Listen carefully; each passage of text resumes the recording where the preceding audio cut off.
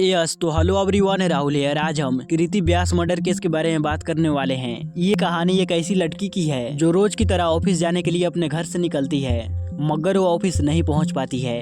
50 दिनों तक पुलिस जांच करती है, मगर पुलिस को उस लड़की के बारे में कोई सुराग नहीं मिलता। मगर एक दिन पुलिस को जांच के क्रम में एक गाड़ी के अंदर से एक खून की बूंद बरामद होती है और इस एक बूंद खून से पुलिस को लड़की से जुड़े सारे सवालों का जवाब मिल जाते हैं। तो आखिर कैसे एक बूंद खून से लड़की से जुड़े सारे रहस्यों के बारे में मालूम पड़ती है, इन्हीं सारी वाकया के बारे में आपको इस वीडियो में आगे बताऊंगा। यकीन मानिए, आप इस कहानी की पूरी सच्चाई को जानेंगे तो आप पूरी तरह हैरान रह जाएंगे। 28 साल की कीर्ति मुंबई के ग्रांड रोड स्थित भारत नगर रेजिडेंस में अपने परिवार वालों के साथ रहती थी। पढ़ाई खत्म करने के बाद कीर्ति ने मुंबई अंधेरी वेस्ट स्थित मशहूर ब्यूटी ब्लोन सैलून में काम करना शुरू कर दिया था। यहाँ पे कीर्ति फाइनेंस डिपार्टमेंट में काम किया करती थी। रोज की तरह कीर्ति ऑफिस जाने के लिए सुबह के 9 बजे अपने घर से निकलती है। तारीख थी 16 मार्च 2018। वहाँ पे गाड़ी लेकर इंतजार कर रहे दो दोस्तों के साथ ऑफिस की ओर निकल जाती है। कीर्ति के घर वाले भी अपने अपने काम में लग जाते हैं। अभी दिन के 11:30 ही बज रहे थे। तभी कीर्ति की माँ कीर्ति के पास घर का वाईफाई का पासवर्ड पूछने के लिए उसके पास कॉल करती है। पिछली रात कीर्ति ने घर का वाईफाई का पासवर्ड बदला था। कई कोशिशों के बावजूद कीर्ति की माँ कीर्ति से संपर्क नहीं कर पाती है, क्योंकि कीर्ति का दोनों मोबाइल फोन स्विच ऑफ आ रहा होता है। कीर्ति की माँ को लगता है कि शायद कीर्ति अपने ऑफिस के काम में व्यस्त होगी, इसलिए वो अपना फोन स्विच ऑफ कर लिया है। इसलिए वो भी कीर्ति के पास कॉल करना छोड़कर अपने काम में लग जाती है। अब शाम हो गई थी। कीर्ति को उसके ऑफिस से वापस आने का समय हो चुका था, मगर वो समय पे ऑफिस से वापस घर नहीं आती है। जब समय कुछ ज्यादा हो जाता है तो कीर्ति के परिवार वालों को कीर्ति की चिंता होने लगती है। तो वो अब कीर्ति के ऑफिस में कॉल करे कीर्ति के बारे में पूछते हैं, तो उन्हें यहाँ पे चौंका देने वाली खबर मिलती है। ऑफिस वाले बताते हैं कि आज तो कीर्ति काम पे आई ही नहीं, उसका फोन सुबह से स्विच ऑफ बता रहा है। ये जानकारी मिलते ही कीर्ति के घर वाले काफी ज्यादा परेशान हो जाते हैं और उसके करीबी दोस्तों के पास कॉल कर कीर्ति के बारे में पूछते हैं। लगभग सभी दोस्त यही जवाब देते हैं कि कीर्ति से हमारी बात कल रात को ही हुई है। अब घर वाले काफी ज्यादा परेशान होकर कीर्ति को आसपास ढूंढने के लिए निकल जाते हैं। काफी कोशिशों के बावजूद भी कीर्ति का कोई आता पता नहीं चलता। काफी रात भी बीत जाती है, मगर कीर्ति घर वापस नहीं आती है।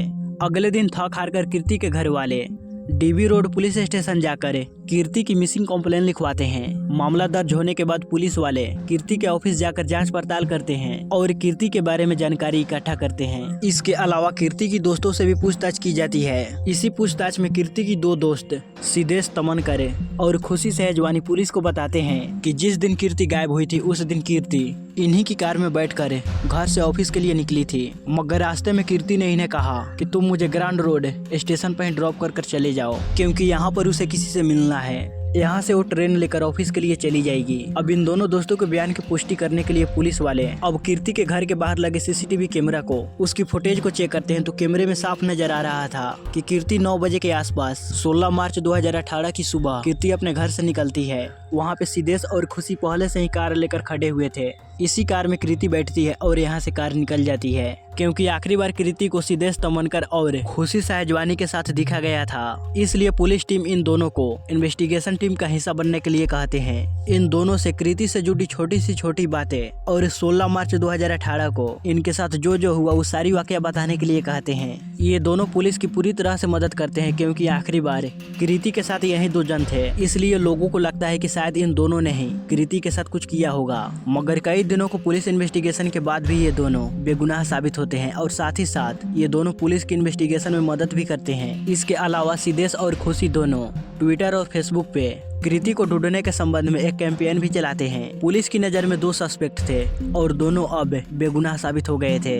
पुलिस के सामने सबसे बड़ा सवाल ये था कि दिन बीतते जा रहे थे, मगर कृति के बारे में कोई भी आता पता नहीं चल रहा था।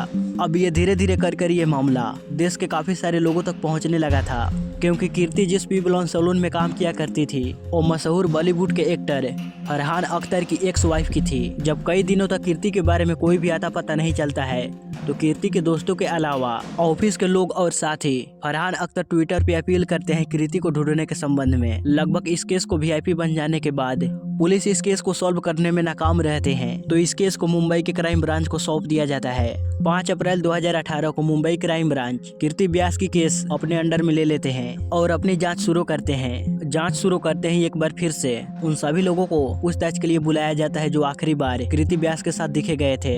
और उन सभी से एक लंबी पूछताछ शुरू होती है। सीसीटीवी कैमरे के मुताबिक कृति व्यास आखिरी बार सिद्धेश तमनकर और खुशी सहजवानी के साथ दिखी थी, इसलिए क्राइम ब्रांच की टीम इन दोनों को सस्पेक्ट मानते हुए अपनी इन्वेस्टिगेशन को आगे बढ़ाती है। क्राइम ब्रांच के पूछताछ में भी सिद्धेश और खुशी कहते हैं कि सुबह 9 बजे के आसपास हमने कृति व्यास को लिफ्ट दी थी और हम दोनों उन्हें लेकर ऑफिस की तरफ बढ़ रहे थे, मगर ग्रांड रोड स्टेशन आते ही कृति कार से उतर जाती है। ये दावा सच है या फिर झूठ, इसे साबित करने के लिए कृति के घर के बाहर लगे सीसीटीवी कैमरा की जांच पहले ही की जा चुकी है, मगर जैसे कि उन्होंने कहा था कि हम दोनों ने ग्रांड रोड स्टेशन के नजदीक कृति को ड्रॉप किया था, पहले वहां की सीसीटीवी फुटेज की जांच नहीं हुई थी, इसलिए क्राइम ब्रांच की एक टीम ग्रांड रोड स्टेशन के आसपास लगे हुए सारे सीसीटीवी फुटेज की जांच करते हैं। इसके अलावा सिद्धेश तमनकर और खुशी सहजवानी के कार में भी सीसीटीवी कैमरा लगा हुआ था, उसके भी फुटेज की जांच होती है। तो यहाँ पे चौंका देने वाला नजारा सामने आता है। नाइक, कृति, खुशी, सिद्धेश ये तीनों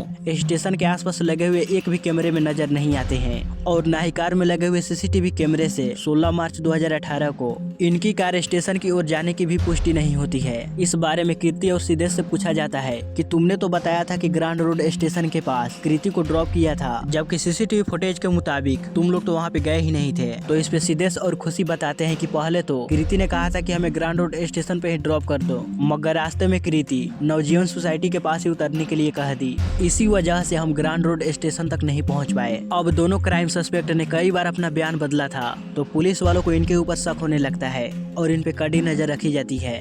इसके अलावा इनके फोन रिकॉर्ड को भी जांच की जाती है, मगर कोई सस्पेक्ट नहीं मिलता। ये दोनों आजाद साथ में घूमते रहते हैं। अब कृति को गायब हुए 50 दिन बीत चुके थे, मगर कृति के बारे में कोई भी आता पता नहीं चल रहा था।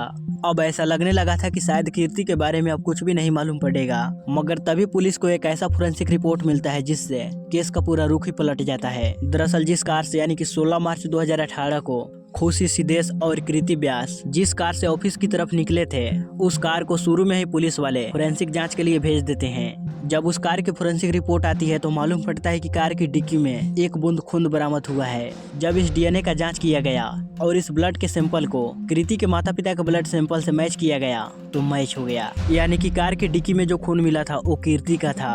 कार की डिक्की में एक बूंद मिला खून बहुत कुछ इशारा कर रही थी। इस खुलासे के बाद फिर से पुलिस वाले सब सिद्धेश तमनकर और खुशी सहजवानी को हिरासत में ले लेते हैं। अब इन दोनों से कड़ी तरीके से पूछताछ करनी शुरू होती है।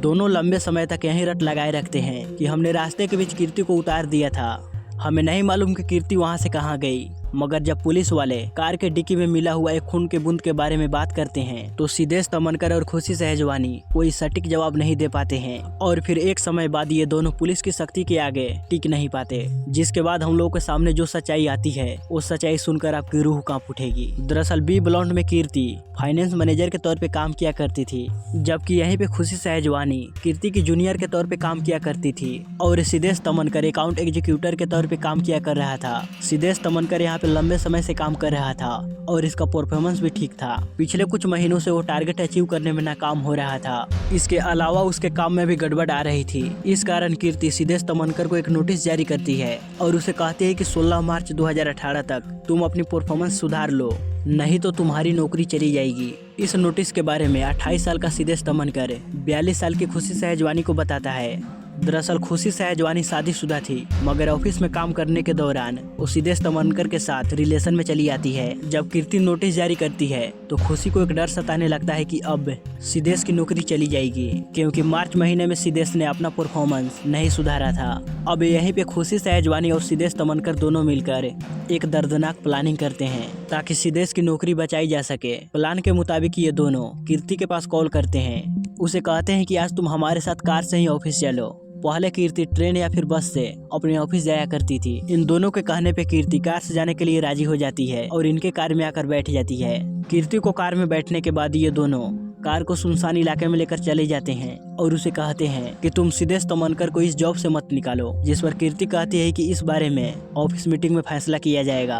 जब इन दोनों को कीर्ति से अपने मुताबिक का जवाब नहीं मिलता है तो ये दोनों कार के अंदर ही कीर्ति से लड़ने झगड़ने लगते हैं। लड़ाई झगड़े के बाद सिद्धेश तमनकर और खुशी सहजवानी दोनों एक दुपट्टे से कीर्ति का गला दबा देते हैं। काफी देर तक उसका गला दबाए रखते हैं। इस कारण कीर्ति की मौत कार के अंदर ही हो जाती है। कीर्ति की मौत के बाद ये दोनों उसके लाश के ठिकाने लगाने के बारे में प्लानिंग करने लगते हैं, मगर सब कुछ नॉर्मल लगे इसलिए ये दोनों कार के शीशे को सनरूफ से ढक देते हैं और कीर्ति की लाश को कार के अंदर ही छोड़कर ऑफिस चले जाते हैं। ऑफिस से आने के बाद ये दोनों पहले तो कीर्ति की डेथ बॉडी को कार के अंदर ही 3 टुकड़ों में काटते हैं और फिर तीनों टुकड़ों को अलग अलग जगहों पे फेंक देते हैं। ये दोनों लाश को ठिकाने लगाने के बाद पास ही की कार वॉशिंग सेंटर जाते हैं और अपनी कार को बहुत ही अच्छे से अंदर बाहर सफाई करवाते हैं। ये सब करने के बाद दोनों कीर्ति के घर जाते हैं और उसके परिवार वालों के साथ मिलकर कीर्ति को ढूंढने की नाटक करते हैं। किसी को शक न हो इसलिए सिद्धेश और खुशी ऑनलाइन कीर्ति को ढूंढने का कैंपेन भी चलाते हैं और खुद ही चलकर पुलिस के पास जाते हैं ताकि